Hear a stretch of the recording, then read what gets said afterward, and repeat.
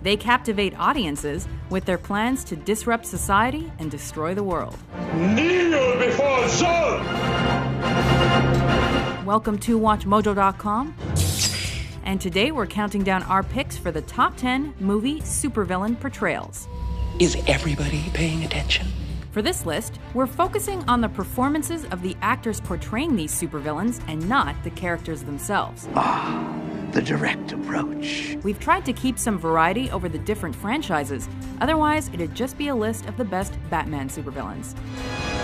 You didn't invite me, so I crashed! Number 10. Danny DeVito as the Penguin, Batman Returns. Hi. DeVito delivers something Burgess Meredith's quacking, pie-throwing penguin never could. Real scares. I am not a human being! I am an animal! Cold-blooded! His version of Batman's nemesis is a self-loathing cave dweller with a murderous disposition and the intention to kidnap and murder Gotham's children. And we will snatch them, carry them into the sewer, and toss them into a deep, dark, watery grave.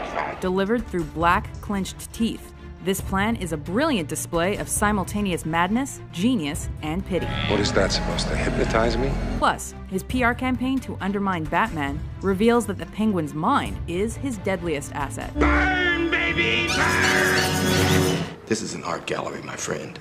And this is a piece of art. Number 9. Samuel L. Jackson as Mr. Glass, Unbreakable. They called me Mr. Glass. Are villains made or born?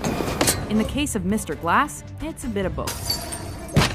With a condition that renders his bones easily broken, the comic book-obsessed Glass becomes a supervillain and sets out to find his arch-nemesis, an unbreakable hero. In a comic, you know how you can tell who the arch-villain's going to be? He's the exact opposite of the hero. With Jackson's intelligent, bitter, and unlikable portrayal leading the charge, director M. Night Shyamalan delivers a trademark twist, revealing how far Glass went to meet his match. So many sacrifices just to find you. Number 8. Gene Hackman as Lex Luthor, It's open. Come in. Superman and Superman 2. My attorney will be in touch with you about the damage to the door. Superman's arch-rival Lex Luthor is a megalomaniac with a plan to kill millions and increase his wealth. Sick, Mr. Smucker? Sick when I'm mere days from executing the crime of the century? And Hackman's portrayal of Luthor as a calculated, callous businessman contrasts perfectly with the earnest goodness of Christopher Reeve's Superman. Get around, don't you? Where was I? Equal parts genius and villain, Hackman's smarmy Luthor set the standard for what other actors would try and arguably fail to bring to the character in later incarnations. How do you choose to congratulate the greatest criminal mind of our time? Huh? Do you tell me that I'm brilliant? Oh, no. That would be too obvious. I grant you. Number 7. Hugo Weaving as Red Skull, Captain America, the First Avenger. And the Führer digs for trinkets in the desert. Malicious, power-hungry, and eyeing world domination, Johann Schmidt, also known as Red Skull, is the Nazi head of the criminal syndicate Hydra. And it's hard to imagine a more perfect fit for the role than this. Captain America! How exciting! I am a great fan of your films. Schmidt's unveiling as the Red Skull shocks, thanks in no small part to Weaving's expressive take on the character. You don't have one of those, do you? Injected with the same super soldier serum as Cap, this is one villain you wouldn't want to meet face to skull.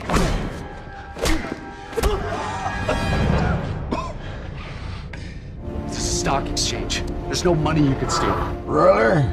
And why are you people here? Number 6. Tom Hardy as Bane, The Dark Knight Rises. How good of you to join us. Bane is one of those larger-than-life villains that fills the screen and steals every scene he's in. This bomb is armed. This bomb is mobile. And the identity of the triggerman is a mystery. His croaking, elite British accent contrasts wonderfully with his brute strength and menacing mask. This has cost you your strength. Victory has defeated you. However, what makes Tom Hardy's Bane so sinister isn't just his muscular power. he's also a brilliant demagogue, a self-styled revolutionary, an anarchist, We take Gotham from the corrupt! and a calculated terrorist who wants to watch Gotham crumble. And then, when it is done, and Gotham is ashes, then you have my permission to die. Son of Jor-El, we were beginning to think you were a coward. Number 5. Terrence Stamp as General Zod, Superman and Superman 2. It is extremely likely you are merely a fool. Like father. Like son. Contrasting Lex Luthor's hunger for money, Zod is obsessed with power. General Zod does not take orders. He gives them. And Stamp superbly portrays this Kryptonian supervillain's arrogance and mercilessness. Kneel before Zod. When he learns that Superman is the son of his sworn enemy, he decides on murder as his means of revenge. You will bow down before me! Both you, and then one day, your heirs! General Zod is terrifying even in his quietness, which quickly turns to outbursts of anger when provoked. Then die as you deserve to! And provoking Superman's physical match is a recipe for disaster.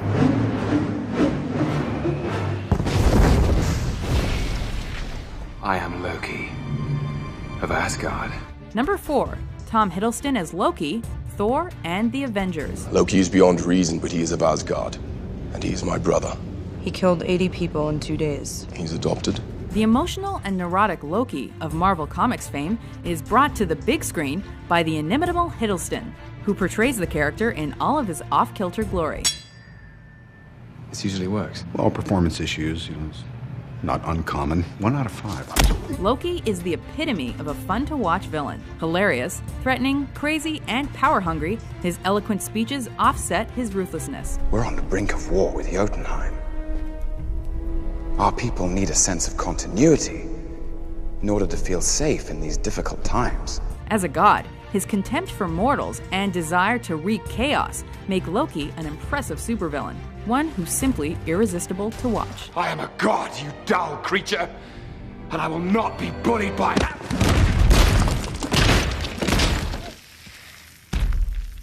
Puny god. Number 3. Alfred Molina as Dr. Octopus, Spider-Man 2. The best movie of the Spider-Man series gets the most menacing villain. Fueled by the fury of losing his wife in the failed experiment that fused robotic arms to his spine, Doc Ock is a mentally unstable beast.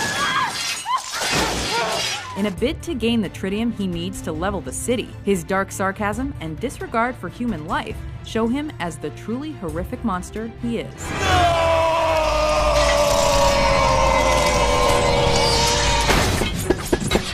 Number 2. Ian McKellen as Magneto, the X-Men franchise. The most frightening villains seem human, but hide something more sinister. Shaped by the atrocities of World War II, Magneto's contempt for humanity is fully meted out in his war against non-mutants. Mankind has always feared what it doesn't understand. McKellen brings classiness and substance to the role of the man who's out to destroy humankind. We are the future, Charles, not them. They no longer matter. Though that's an unsettling metaphor for the real world, Magneto isn't just scary as a metaphor. Every moment he's on screen is nerve-wracking. Too much iron in your blood.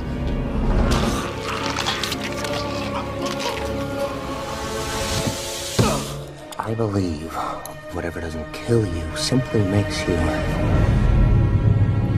stranger. Number 1. Heath Ledger as the Joker, The Dark Knight. Why so serious? While Jack Nicholson's portrayal of the Joker focused on the character's comical demeanor, You can't make an omelet without breaking some eggs. we're going with Heath Ledger's darker and more sadistic performance in Christopher Nolan's The Dark Knight.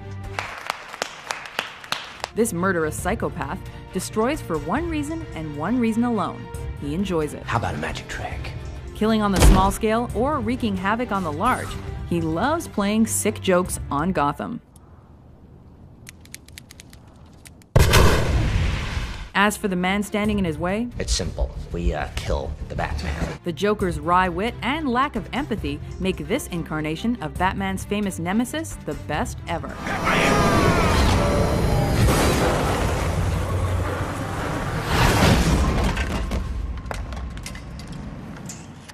Do you agree with our list? What am I gonna do with you people, huh? Who's your favorite movie supervillain? You tell me. For more thrilling top 10s, be sure to subscribe to WatchMojo.com. I have to leave you now. No hard feelings.